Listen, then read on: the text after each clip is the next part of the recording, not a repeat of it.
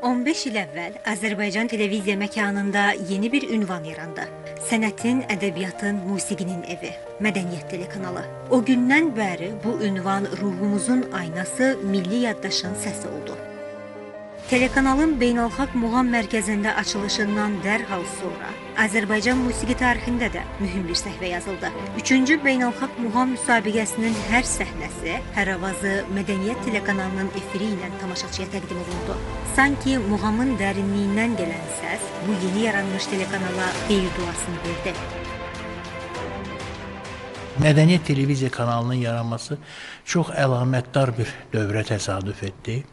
2011-ci ilin fevral ayında Muğam mərkəzində Beynəlxalq Muğam Festivalı keçirilirdi və həmin festival çərçivəsində rəsmi Mədəniyyət kanalının açılışı oldu. Əvvəla proqramların rəngarəngliyi ilə, ikincisi bütün mədəniyyətin sahələrinə çox şaxəli verilişləri ilə tamaşaçılar bu kanalı sevdilər. 2011-ci il fevralın 14-də ilk dəfə olaraq bir aparıcı kimi Mədəniyyət kanalının açılışını elan eləyəndə heç ümumiyyətlə ağlıma da gətirməzdim ki, 15 il sonra həmin kanalın mədəniyyət siyasətini həll edən bir insanlardan olacağam. Bu səs-küydə, belə qaça-qaçda və reytinq arxasınca deyək, bu qaçışda Mədəniyyət kanalı dərinliyi seçməyi üstünlük verdi və Mədəniyyət kanalı həm də onu göstərdi ki, bugün düşünən tamaşaçı var və o düşünən tamaşaçıya da xidmət etmək mümkündür.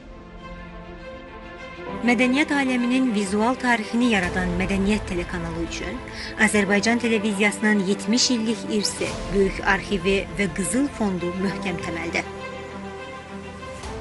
Kino çoxlarının həyatında çox mühüm rol oynayır. Telekanal yaranmamışdan çox əvvəl də Azərbaycan televiziyasının efirində mədəniyyət nəfəsi duyulurdu, sənət və söz işığı tamaşaçıya mədəniyyət xəbərləri ilə çatdırılırdı. Bu ənənə illər boyu formalaşaraq zəngin bir yaddaşa çevrildi. Yaradan daha çox televiziya. Bugün artıq Mədəniyyət telekanalı filmlər, sənədli layihələr və proqramlarla öz arxivini formalaşdıraraq gələcək nəsillər üçün həm tarix, həm də qiymətli təcrübə mənbəyi yaradır. O vaxt ikinci kanalda ancaq mədəniyyət xəbərləri gedirdi. Mən onun aparıcısıydım. Bir də film filan göstərilirdi. Başqa şeylər yox idi. Sonra iş elə gətirdi ki, mədəniyyət kanalı yarandı. Buna çox böyük ehtiyac vardı.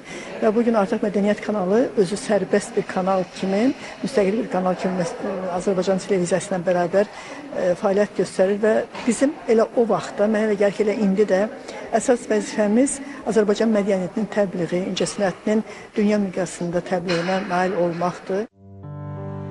Ekranda görünən hər kadr yalnız informasiya deyil, yaddaşdır, ruhdur, milli kimliyin incə toxunuşlarla işlənmiş izidir. Mənim ailəm, danışır musiqi, mədəni tənqid və adını çəkmədiyimiz yüzlərlə veriliş bu telekanalın yaddaşını formalaşdırır. Hər biri öz səsi, öz rəngi, öz hekayəsi ilə mədəniyyətin böyük mozaikasına bir parça əlavə edir. Bizim ruhumuzun məkanıdır.